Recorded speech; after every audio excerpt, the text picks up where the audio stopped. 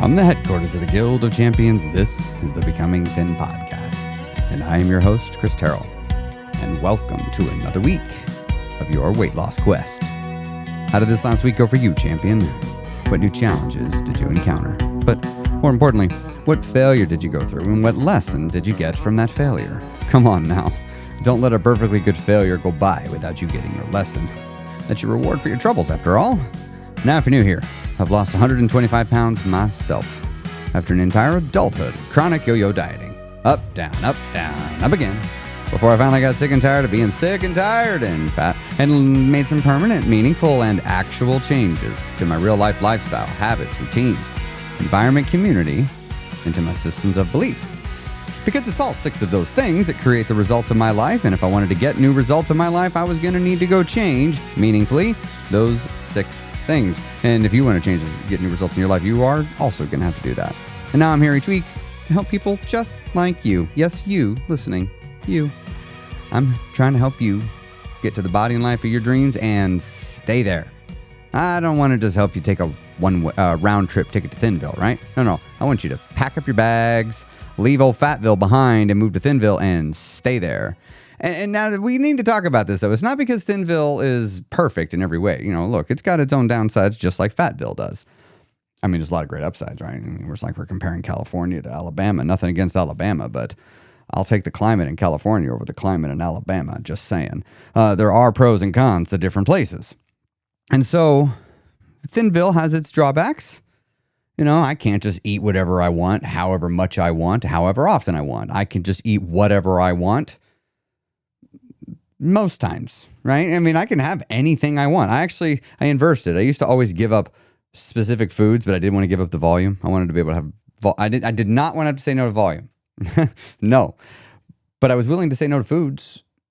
What was interesting is once I decided, no, I'm not saying no to foods anymore. I'm saying no to volume. Well, all of a sudden, everything worked out. I could just have anything I wanted. I just can't have anything I want whenever I want, right? Sometimes I might be like, not now, self. I'm not saying no, never. I'm just saying maybe later, right? You know, you've already had a bunch of treats today. You've maybe had enough. And of course, the inner toddler's like, man, I want to have more. And I'm like, I hear you. It'd be nice to have more, but we'll have it tomorrow. Like, it's like the food's not going anywhere. And even if it does, if the food went somewhere, I don't think you're going to be carrying that much. I think something bad has happened in life if we don't have food tomorrow, right? Anyway, so last week in the podcast, we talked about beliefs and the importance of beliefs in your life, what they do, how they could be hindering you. And it was based off of a quote, one of my favorites. We question all our beliefs except for the ones we truly believe and those we never think to question, said by Orson Scott Card. And I was contemplating, what should I talk to you about today on the podcast? And I was like, well, what is a logical follow-up to last week's podcast? Like, what's the logical next thing? If I could just sit myself down from 8 years ago, old me, a year before he started doing this journey, I'm like, I need to tell you something. And I'm like, well, I'm going to assume I already told him the belief thing. What would I tell old me if I just told myself the belief thing? Because I'm like, well, I mean, all right, well, here's what I'd tell him. And I'm going to tell you now. Is that okay? Can I tell you what I would tell him? I'm going to tell you. Oh, wait, before I do. Hey, if you're not in the Becoming Thin Facebook group, you're welcome to come on over there. It's a great Facebook group. Everybody taking a mindset first approach to weight loss, losing it slow and steady. And it's totally free. You can just search for it on Facebook, search for Becoming Thin, black background, yellow letters. And of course, you can go to becomingthin.com if you'd like to download my hunger study guide. It'll help you learn about your own hunger and help you do a hunger study. I'd love to have you sign up for that. Totally free. You can have it. And I'm not going to bombard you in emails. I set that newsletter up a long time ago. I think I've sent none emails. So I do not bombard people. I absolutely despise being endlessly bombarded in my emails. I don't mind the occasional email from people. That seems reasonable. I signed up for it to get alerts. Like, that's fine. But you don't got to send me an email every damn day. I'm looking at you 4 or 5 people that you're about to get totally blocked off my emails, which is a shame because I actually want to get the thing that you send me. All right. Whoa, I found a soapbox. Whoop, let's hop off that soapbox now. Did not plan to say any of that. Beliefs was last week. This week, we needed to riff off of another one of my favorite quotes. It's by C.S. Lewis. And it goes, "We'll often choose a familiar captivity over an unfamiliar freedom. We'll often choose a familiar captivity over an unfamiliar freedom. I still remember the first time I heard that. It was on my journey. I heard it and I was like, whoa, I think that's why I've lost the weight. Because I was pretty far along at this point. I was like, it's because I started choosing an unfamiliar freedom. And that unfamiliar freedom feeling, I'm like, oh, I actually know what that feels like. Like I felt that before. But what's interesting, I have gone long periods of my life without feeling that unfamiliar freedom feeling. I realized in my life what I had done is I had taken every part of my life to its to the end of the easy, and now it was getting hard. My career was getting really hard. It was taking me to my limits. My relationships taking me to my limits. My finances taking me to my limits. Things with my family, my social life, my own health, my own wellness. Just every part of my life had basically stopped progressing in any meaningful way, unless something just by chance happened to change. I was always waiting for something to change that would magically make the circumstances easy for me. Like I realized I was always taking the easy path. It's not that I was unwilling to work, but I was only willing to work so hard, right? Like there was a level of hard that I was not willing to do. I just wasn't willing to do it. And so when I look throughout my life, I had stopped progressing and I started getting mediocre results. And the thing is, once you stop progressing and you no longer have that momentum, that inertia carrying you forward, whatever that area of life is, it begins to stagnate. And the thing is, it doesn't stay the same. It's like a bad back. It's either getting better or it's getting worse or it's transitioning between one of the two. And that's what's happening with the circumstances and situations in your life. They're either getting better or they're getting worse or it's transitioning between one of the two. There's no such thing as staying the same. That's a myth. That's a complete and total myth that life will stay the same. It will not. Now, it might change so slowly you can't notice it from day to day, week to week, maybe even month to month. Sure, that happens. But when you look at your life over years, you'll see there's no such thing as sameness. That's just not a thing. Why am I talking about this? Well, I'm talking about this because in my life, things would stop progressing and they weren't staying the same. They were getting worse. And I was beginning to feel more helpless. But the thing is it was all familiar. I knew what it all felt like. When I go and solve my problems by staying up late, way later than I should, playing video games, eating a bunch of food, then not sleeping well, and then rushing to get up early, but still, even though I'm late, stopping to get a lot of breakfast at McDonald's, and I'll show up late with a coffee in my hand. Yeah, I was doing that. And then, getting through the day so I could, looking forward gleefully to my big lunch siesta so I could just go gorge myself on something at lunch. The story goes on. But even though I knew how all this was going to make me feel, I kept doing it. It wasn't making me feel good. I didn't like how it felt, but I kept doing it because it was familiar. That post-emotional eat shame, I call it, after you stand there the next day looking at the empty box, you're like, why did I do that? And you feel some shame that creeps in. Yeah, you see, that was familiar. I knew that feeling. Did I like it? No, I didn't like it at all. Like I hated it. I hated so much about what I was doing. I didn't like so much of my life, but it was familiar. I knew it. And the future was absolutely terrifying. If I veered from that, what if I make it worse? I might think. And so I was not realizing I was choosing a familiar captivity. I was captive to my impulses. I was captive to my urges. I was captive by my mind, and I was also captive by all these limiting beliefs. Oh, it's genetics. Oh, obesity's a disease. Show me where the obesity disease is. Show me. Right? No, it's not a disease. It's an effect. It happens as a result of other things, plural. But it always happens as a result of behavior. It is a behaviorally driven thing. It's like saying being poor is a disease. It's about the same thing in my mind. Is this controversial? Maybe. Don't give a shit. Because the reality is we got to stop approaching weight loss from the same old paradigm we've always been approaching it from. Oh, it's a diet and exercise problem. If that were the case, we would have solved this by now.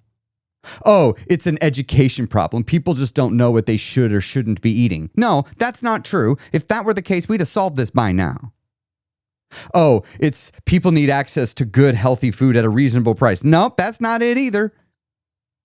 The list goes on. Oh, it's because of all the sugar in the world. Nope, that's not it.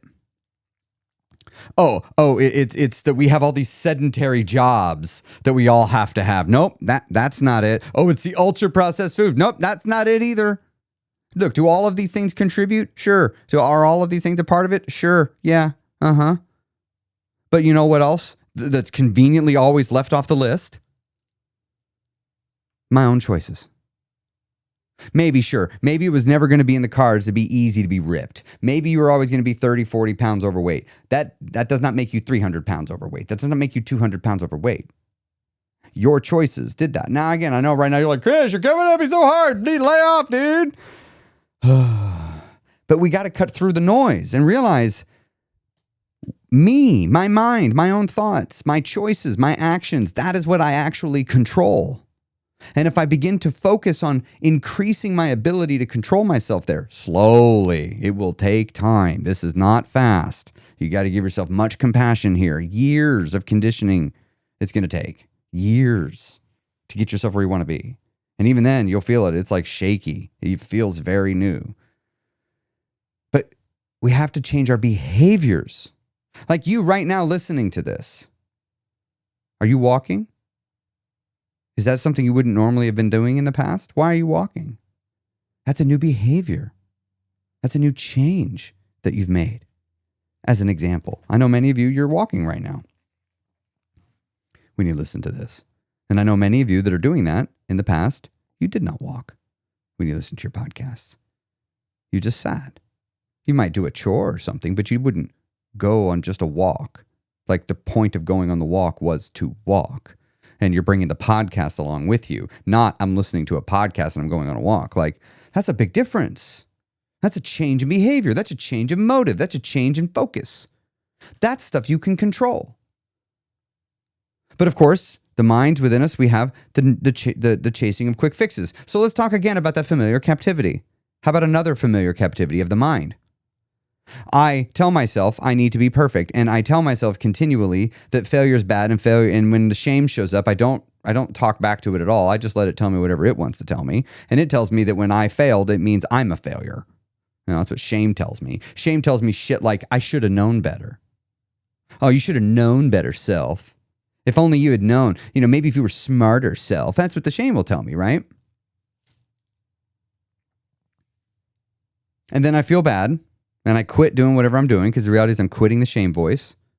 And then I go back to the pattern again. Oh, new diet, but I got to be really perfect. Got to get everything right and absolutely should not fail. And then I fail. Then I'm mean to myself. And then I let myself off the hook so I don't feel bad. And then I start the cycle all over again. Familiar captivity. I don't like the shame part of that cycle. It sucks. It's very uncomfortable. It's very unpleasant. But you know what? I know it. And I know it always ends. If I go down this other pathway, I don't know what's going to happen. It might get worse. I might make it way worse. Look how bad it is now. I'm actually trying right now. And I might make it worse. See, these are the sorts of thoughts that I had. Deep down, I always knew. I always knew why I was getting bigger. And it was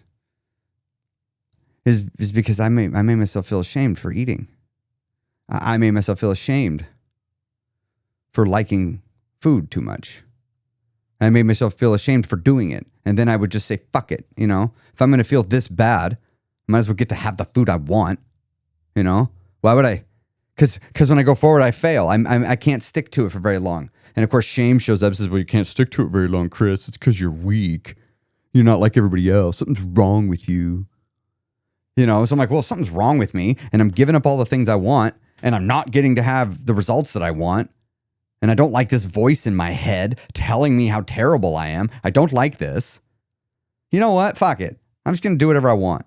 And then the voice goes away. The voice left. And then the cycle would repeat.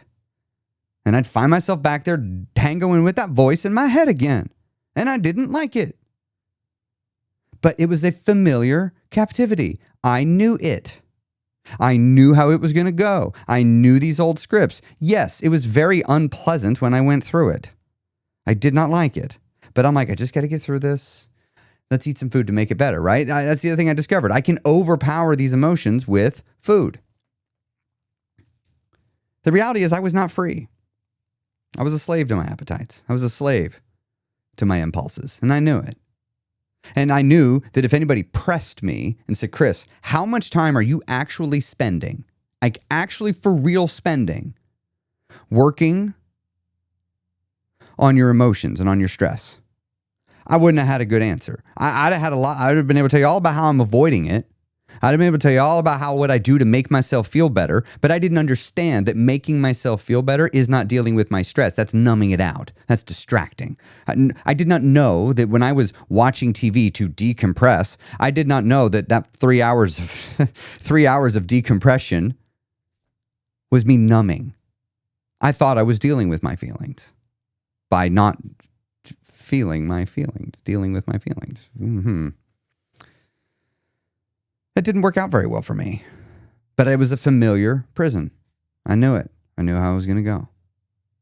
When I would come home and I'd eat that pizza every Wednesday from Pizza Hut and going, is this the night I get to sleep without acid reflux after having pizza? I'll stop at half a slice or half a pizza. Oh, it's only, one more slice over half. The rest of it's still fine. And I'd do this whole song and dance of myself till I ate that whole pizza that night, plus all my other snacks. And then, of course, 7, 8, 9, I don't know, a big percentage out of 10 nights, I'd be waking up with acid reflux, just hacking up bile. I'm like, the only thing that'll fix it is going downstairs and eating salty chips. So I'd go downstairs and I'd eat salty chips to try to make it get better. I'd literally try to solve it by shoveling more food in my face to fix it. I regularly would have to Google how many Tums can you have at night before it's a problem. Because I'd forget. And I'm like, I'm about to go right to that limit because this ain't getting better. And then I'd find myself there again. And again, and again, and again, for years and years and years. Why? Because it was a familiar captivity. I knew it. The familiarity brought me comfort in a world of uncertainty, even though that familiarity was painful. But how did I get out of it? It's realizing the truth that I've always known. The prison I lived in, I have the key to the door in my hand. It is locked, but all I need to do is take the key in my hand, put it in the keyhole and turn it, open the door, and then find the courage to walk out. That's what I'd have to do. I'd have to walk out into the unknown, into the dark abyss of the future, where I will have to face myself. I will either succeed because I can do it, or I will fail because I can't. And I will have to face that failure and then decide, do I go running back to the safety and security of my cage? Or do I choose to look at myself in the mirror and say, self, your good enough wasn't good enough, but you can do better. Are you going to go do better? And I'd have to respond to myself and say, I'm going to give it my best. And then I would have to go find somebody that would teach me, show me the way. I'd have to humble myself and say, I don't know what I'm doing. Can I learn from you? And I would have to question everything I know. I'd have to question my own mind for the better part of 18 months, completely and totally disbelieving my own mind. I would not believe myself. I had to validate everything I said, everything I thought to myself. Whenever I wanted to do something, I would make myself stop and think about it. Why? Why are you doing this? And if I didn't have a good reason, I wouldn't let myself do it. It was exhausting. And it made my life slow down a lot because I had to start thinking about all these things. So I had to start saying no to people. And then I'm not risking losing relationships. Spoiler alert, I did. The thing is, when I would come to these obstacles and I'd have to give something up to move forward, I was just venturing further and further and further into the abyss where the future is a myth. And I have no way to know what's coming. And all I've got is me. And I've just got to rely on myself. And I'm getting it wrong all the time. Constantly falling down, constantly backsliding, constantly making mistakes out of just because I just plain old don't know any better. I'm having to give myself all this compassion and tell myself, it's okay, man, come on, let's just get up, let's just keep trying, don't give up. Relentless forward progress, just forward, more, don't give up, just every little bit, stay focused, bit by bit, keep going, just keep moving forward, don't stop, just keep going. And I would just have to keep reassuring myself, look, if you don't give up, you'll eventually figure it out. Just don't give up. Don't give up and don't keep making the same mistakes over and over again, right? Always assume the problem's you. Just always assume the problem is you because you can actually fix it if that's the case. If it's not you, well, you're screwed anyway. But you might accidentally find something to work on about yourself that helps. So just always assume the problem's you. There are some downsides, like I've learned in life. You need to be careful with that one. Don't do that one carte blanche. But when you're coming to your personal development, your growth with your health and your wellness and your weight, maybe you should. Maybe you should look to yourself and say, I'm an idiot. I have no idea what I'm doing. I can't be trusted. Just say that. Like, I'm going to earn my trust back. Just accept the fact you don't trust yourself. It may be, if that's the case. I didn't trust myself. I didn't trust myself at all. I had no faith that if I wake up tomorrow, I'm going to do that. I had no faith that it would happen. And I'd blame all sorts of things. But at the end of the day, it was me.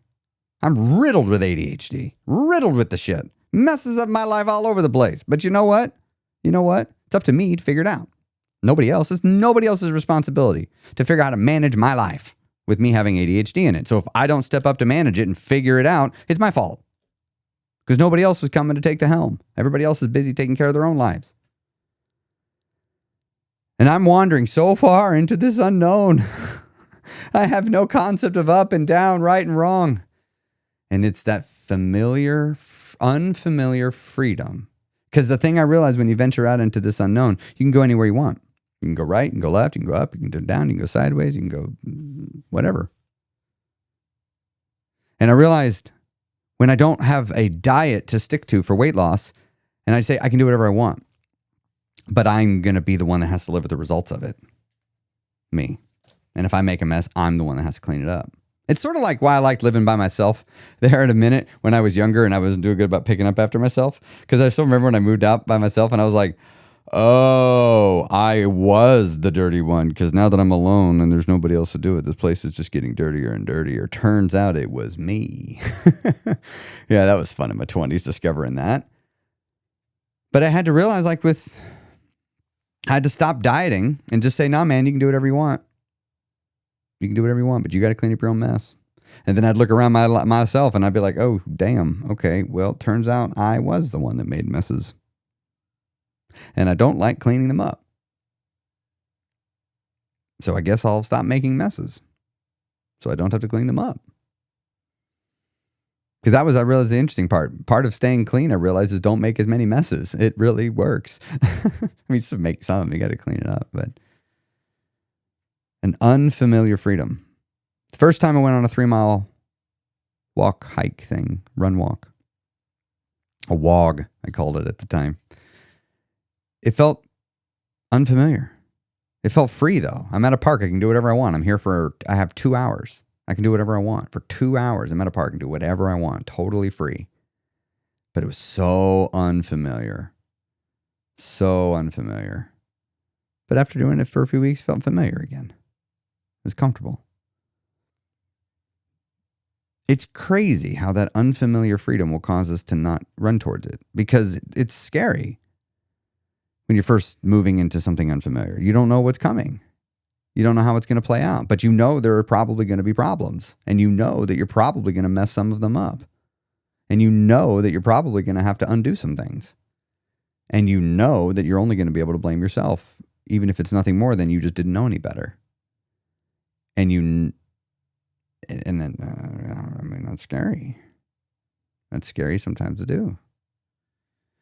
But it's easier to do when you know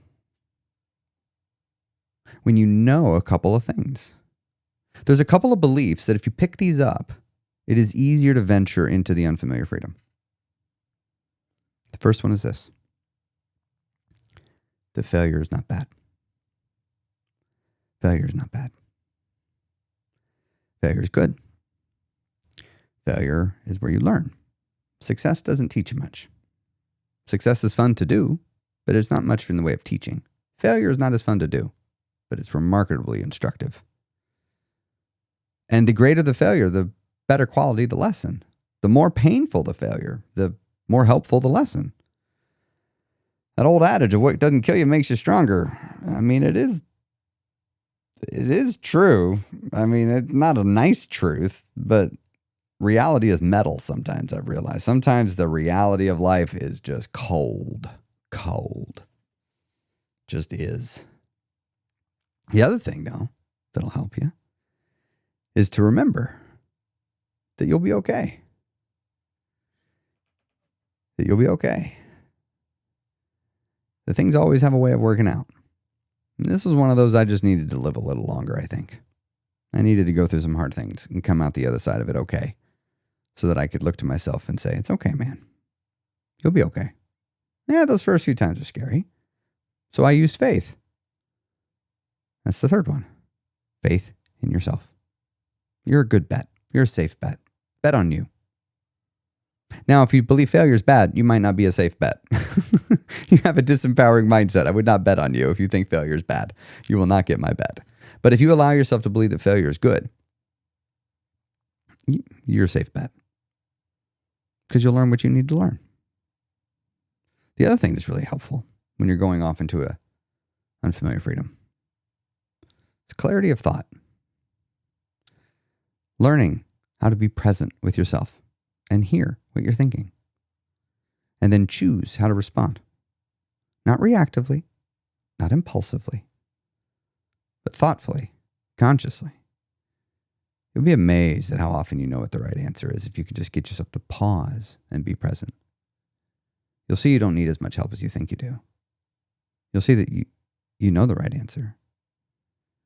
And you'll see if you can calmly, free of judgment, listen to the other side of you.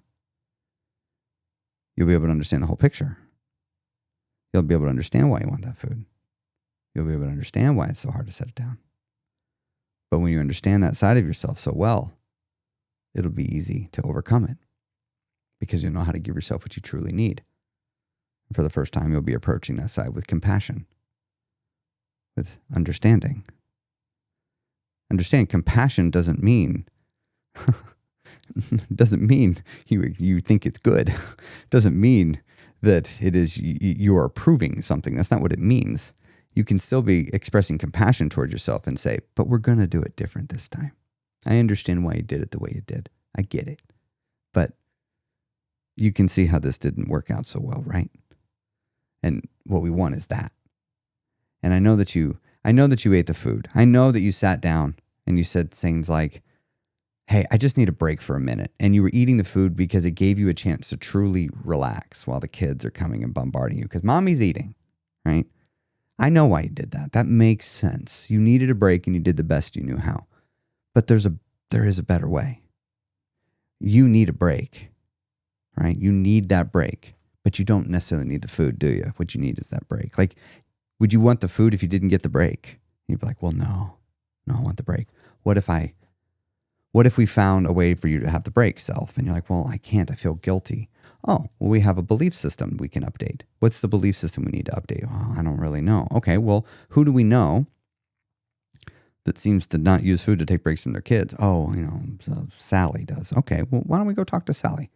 Go find out what she thinks, how she approaches it in her mind. Let's ask her, like, when you need a break from your kids, I notice you go to the gym. Like, I feel so guilty when I think about doing that. Like, what do you think? Like, what do you tell yourself? Do you mind if I ask that? And you'll be surprised at how Sally will be like, oh, yeah. Actually, I totally get what you're saying. I I want to be the best mom for my kids possible. And when I don't take care of myself, I get a little bitchy. And that's not good for my kids, and I want to give them the best version of me possible. And then my husband, he doesn't like it when I do it either. So I've realized, like, for me to show up for my family, I need to take care of myself. And this hour and a half at the gym that I take every day, I know it's a little inconvenient sometimes for the family to enable me to do this, but hey, we all got to pull our weight, right? We're a team. And so I need to go here and have this time so I can hang around other adults, and so I can recharge my batteries and challenge my body, because I need to be strong. These kids are taking so much energy out of me, right? And I need to have that strength within me. And the flexibility. I'm always getting on the ground, having to pick things up. Like, it's so nice to be able just to bend down and pick stuff up. So I go to the gym so that I can be the best mom that I can be to my kids, and the best wife to my husband. And then you're sitting there just like, well, that makes a lot of sense. I'm over here saying to myself that me going to the gym makes me a bad mom because I'm neglecting my kids. You see here, now what you're doing is you're acquiring a new philosophy, and you get to decide which one you're going to believe. Which one is going to be the way that governs your behaviors? Are you going to go with the one that says that a good mom suffers everything and stays at home all the time? Or are you going to be the one that has the philosophy that says a good mom takes an hour a day to take care of herself, so the other 24 hours of the day, she's nice because she got what her needs meant? I don't know. I could tell you, for me as a man, as the male in the house, I adopted that belief, but I didn't always have it. You see, when you wander into an unfamiliar freedom, you're going to need new beliefs. You're going to need new ways of seeing things. And I'd like to remind you about the previous week's episode. Sometimes we keep ourselves stuck in a familiar prison. And it's a prison built of our beliefs. And each bar represents a belief, but we don't call them beliefs, we call them facts. They just are. It's just how it is. But so much of what we believe isn't real. I mean, it is real. It is real, but it's not real. When I say not real, as in, like, most of the things you believe, we won't believe at some point in the future. It might be 100 years from now, it might be 10,000 years from now, but at some point in the future, if they're still humans, they won't believe what you believe about things. Some things, sure. I mean, gravity seems to be a pretty real thing. I'm willing to bet people are still going to believe in gravity. But I used to believe that I can't lose weight. I believed it. It wasn't questionable. It just was. And I was wrong. I was just wrong. I used to believe that I hated fitness. But I was just wrong. I used to believe that I hate running. That running is stupid. That it's not something a person like me would ever do. I used to believe that. And I was wrong. I love running. I'm looking forward to my run after this podcast. I'm going to go listen back to it while I run. I have been wrong about so many things. And what's interesting is the more I have allowed myself to be wrong, the better my life has gotten. But the more I insisted on being right, the more trapped I found myself being. But what's interesting is when you pursue being wrong, there's two ways you can do it.